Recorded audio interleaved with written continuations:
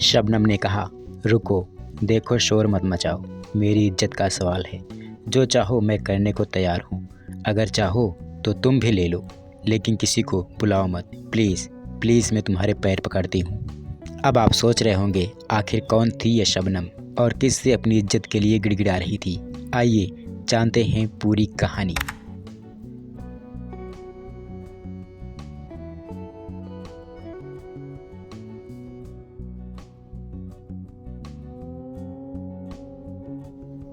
एक साल पहले की बात है। मैं पड़ोस में ही रहने वाली एक लड़की शबनम के प्यार में पागल हो रहा था।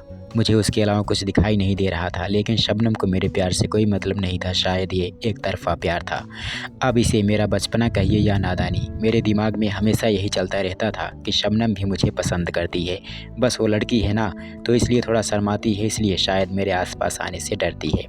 शबनम इतनी सुंदर थी कि गांव के मेरे दोस्त और पड़ोस के गांव के लड़के भी शबनम के घर के चक्कर लगाते रहते थे उसकी एक झलक पाने की खातिर। हालांकि मैं भी ठीक ठाक शक्ल वाला हूं, पर अपनी शक्ल पर मुझे ज़्यादा भरोसा नहीं था। शबनम की इमेज पूरे गांव में बहुत शरीफ लड़की की थी, इसीलिए शायद कोई भी लड़का उससे अपने दिल की बात कहने से डरता था, और मेरा भी यही हाल था। मैं हर रोज़ जुगाड़ में रहता कि कैसे उससे बात करूं और अपने दिल की खुलकर बात करूं। मैं ज़्यादा उतावला इसलिए भी था कि मुझे डर था कहीं कोई और लड़का उसे पटा ना ले। आखिर बहुत से लड़के उसके पीछे जो पड़े थे। एक दिन मैंने फैसला कर ही लिया कि आज तो शबनम को मैं आई लव यू बोल ही दूंगा, अंजाम चाहे जो भी हो। मैं उसके घर के आसपास डोरे डाल ही रहा था कि देखा चक रोड के पास एक और लड़का खड़ा था। शायद वो भी शबनम को ही ताड़ने आया था। हम दोनों काफ़ी देर तक उसके घर के आसपास मंडराते रहे, लेकिन जाने क्या बात हुई कि शबनम आज घर से बाहर निकली ही नहीं। उस दिन तो प्लान पर पानी फिर गया। दूसरे दिन फिर फैसला किया कि चलो आई लव यू बोलते हैं। इस बार मैं शबनम के घर नहीं गया।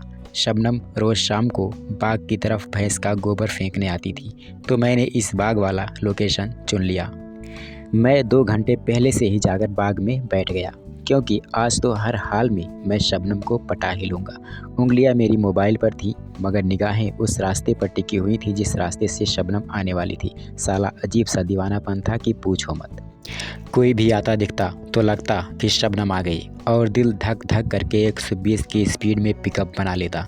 वक्त ही नहीं बीत रहा था। जी कर रहा था कि घर ही चला जाऊं शबनम के, पर डर था कि उसके पिताजी घर पे होंगे तो क्या कहूँगा, किस लिए आया हूँ। फिलहाल इंतज़ार खत्म हुआ और शबनम आती दिखी। अब तो दिल की रफ्तार पूछो मत, 2 गुनी।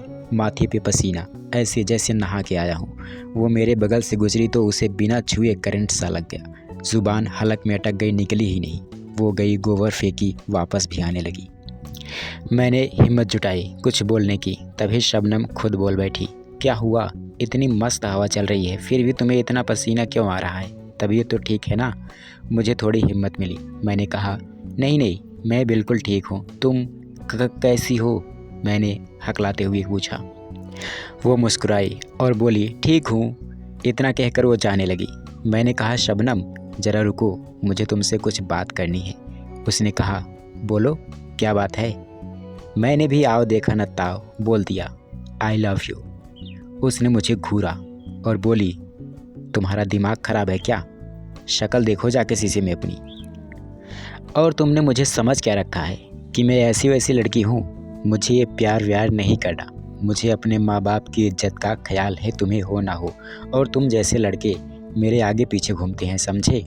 जाओ यहाँ से, आगे से मेरा पीछा भूल कर भी मत करना। इतना कहकर वो अपने घर की तरफ रवाना हो गई।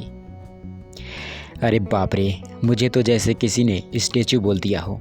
एकदम आश्चर्यचकित अवाक खड़ा था 5 मिनट तक, लगभग 5 मिनट तक। सारी आशिकी का भूत पूरी तरह उतर चुका था। साला इतनी घनघोर बेइज्जती तो ज़िंदगी में कभी नहीं हुई थी यार। प्यार अब बदले की भावना में बदलने वाला था, जैसा कि आप लोग जानते हैं कि हर रिजेक्शन के बाद होता है। पर मैंने काफ़ी मशक्क़त के बाद अपने आप को किसी तरह संभाल लिया।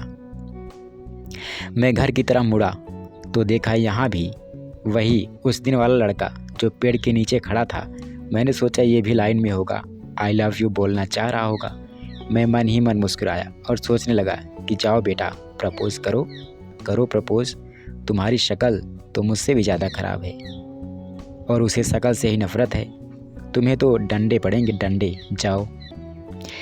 मैं अपने घर आया और आज तो ऐसा लग रहा था दोस्त, जैसे किसी ने पहले लूटा हो, फिर कूटा हो और फिर घर पहुंचा दिया हो। मैंने दौड़ के आईना उठाया, अपनी शक्ल देखी क्या कोई खराबी है क्या? शक्ल तो ठीक है, फिर भी इतनी बेइज्जती क्यों? बार बार मन क्रोधित होता और मैं उसे समझा लेता। खैर किसी तरह 4 दिन बीते, मैं घर से बाहर नहीं निकला। पहले होता था कि काश कहीं शबनम दिख जाए, और आज तो डर लगा रहता है यार कि कहीं शबनम मेरे सामने ना आ जाए, फिर से बेइज्जती हो जाएगी। समय समय की बात है मेरे दोस्त, प्यार करने वाले मेरी इस बात को अच्छी तरह से समझ रहे होंगे और मुस्कुरा भी रहे होंगे। एक दिन रात को 11 बज रहा था, मेरी नींद खुली तो सोचा चलो बाहर पेशाब करके आता हूँ। मैं बाहर गया तो मुझे किसी के चलने की आहट हुई और पायल के छन छन करने की। मैं तुरंत पहचान गया कि ये तो शबनम की पायल की आवाज़ है। आखिर सालों तक उसका पीछा किया था किसका? शबनम का। तो इतना तो अनुभव हो चुका था कि उसकी कौन सी चीज़ कैसी खनकती है और कैसी लगती है। आप लोगों को बताने की ज़रूरत नहीं है, अनुभव किसी न किसी को तो ज़रूर होगा। मैंने सोचा कि वैसे ही किसी काम से आई होगी कहीं, और मुझे भी नींद आ रही थी। मैं तो सीधा अंदर बिस्तर पिट गया और लेट गया। मेरी निगाह जब घड़ी पर पड़ी तो देखा कि 11:05 हो रहे थे। मेरा माथा थोड़ा सा ठनका, मुझे कुछ डाउट हुआ। मैं उठा और तुरंत बाहर आया तो देखा तो चारों तरफ कोई शोर नहीं, सब कुछ सुनसान नज़र आ रहा था। एक तरफ शबनम का घर, दूसरी तरफ बाग, लेकिन आवाज़ जो आ रही थी उस समय बाग की तरफ से आई थी। शायद नींद में मैंने ध्यान नहीं दिया, लेकिन 11 बजे बाग की तरफ कुछ हजम नहीं हो रहा था। मैंने टार्च ली और चल दिया बाग की ओर। बाग में पहुंचकर मैंने टार्च बुझा दी ताकि किसी को कुछ पता न चले। कुछ देर वहाँ पर खड़ा रहा, इंतज़ार करता रहा। सुनने की कोशिश की कि कहीं से कोई आहट आ रही है तो मुझे कराहने की आवाज़ आई। मैंने आवाज़ को फॉलो किया और धीरे धीरे उस पेड़ के नज़दीक पहुँच गया जहाँ से आवाज़ आ रही थी। नज़दीक पहुँचकर मैंने टार्च जला दी एकाएक। इसके बाद मैंने जो देखा आपसे क्या बताऊँ। शबनम नीचे लेटी थी और उसके ऊपर एक लड़का था। जी हाँ, ये वही लड़का था जो अक्सर मुझे मिलता था तब जब मैं शबनम के घर के आसपास रहता था या फिर शबनम का कहीं पीछा कर रहा होता था। ये लड़का भी मेरी तरह शायद उसी के चक्कर में आता था। शायद उसका पहले से चक्कर था, बॉयफ्रेंड रहा होगा उसका। मुझे देखकर दोनों झट से खड़े हो गए और कपड़े ढूंढने लगे। मैंने झट से कपड़े उठा लिए दोनों के। शबनम बोली, तुम यहाँ क्या कर रहे हो और मेरे कपड़े मुझे दो। मैंने कहा नहीं, अब कपड़े मैं तभी दूंगा जब तुम दोनों के घर वाले आएंगे, और मैंने अपने दोस्त को फ़ोन कर दिया है। तुम दोनों के घर वाले आ ही रहे होंगे, रास्ते में होंगे, इसलिए भागने की कोशिश बिल्कुल भी मत करना। हो सकता है तुम्हारे घर वाले रास्ते में ही मिल जाएं। मैंने इस तरह से कुछ बहाने बना के झूठ बोले ताकि वो लोग रुके रहें वहाँ पे। अब दोनों गिड़गिड़ाने लगे, बोले अब ऐसा नहीं होगा, प्लीज़ हमें जाने दो।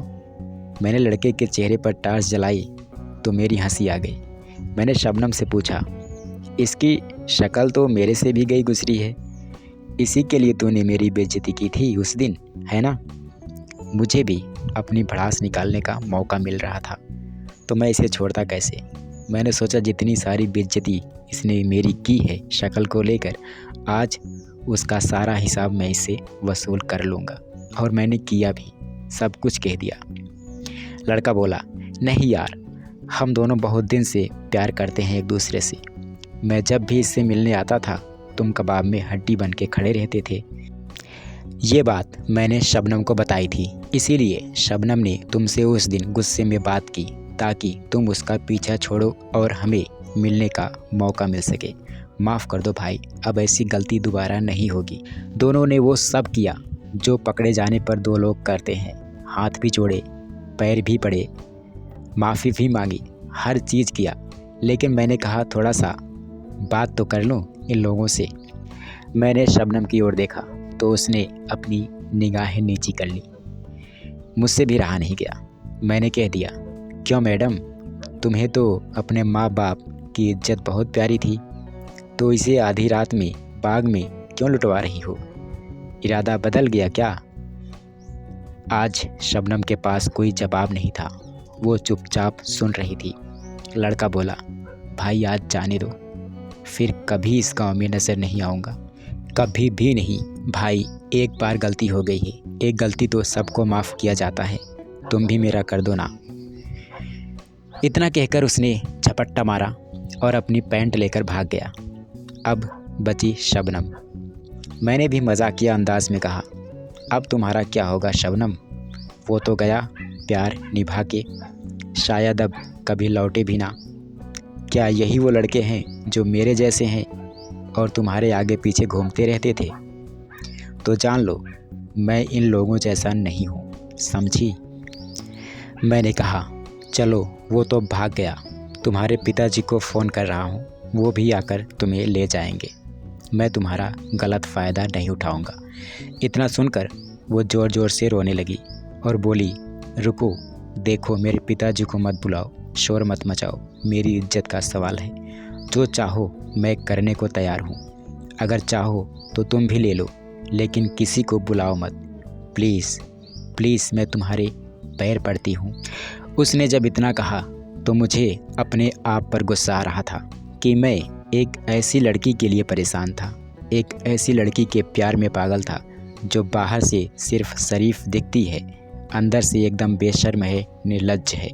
पर संतोष भी था कि ऐसी लड़की से ईश्वर ने मुझे बचा लिया। लोग सच कहते हैं ना कि जो कुछ होता है अच्छे के लिए ही होता है। आज मैंने भी जान लिया। तो दोस्तों, आप लोग भी जान लीजिए कि जीवन में जो कुछ हो रहा है अच्छा ही होगा।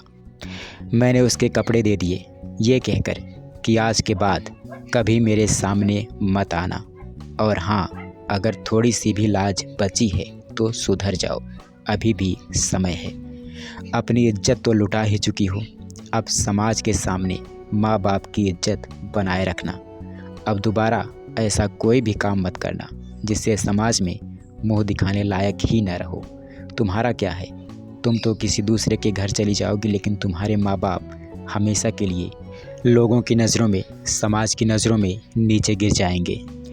उसने अपने कपड़े पहने और अपने घर चली गई। मैं भी अपने घर पर आ गया। हालांकि रात भर नींद तो नहीं आई, पर सुबह सर से प्यार वाला नशा पूरी तरह से उतर चुका था। बहुत फ्रेश महसूस हो रहा था। आज ऐसा लग रहा था जैसे मैं लुटा नहीं बल्कि लुटने से बच गया था और मेरा दिल गलत इंसान के हाथों में जाने से रह गया था। दोस्तों, मैं ये नहीं कह रहा हूँ कि सब लड़कियाँ ऐसी ही होती हैं। मैंने सिर्फ एक अनुभव आपके साथ शेयर किया है और बताने की कोशिश की है कि समाज में ऐसा हो रहा है और आपके साथ भी ऐसा हो सकता है। तो सतर्क रहें, और वैसे भी जो होता है अच्छे के लिए ही होता है।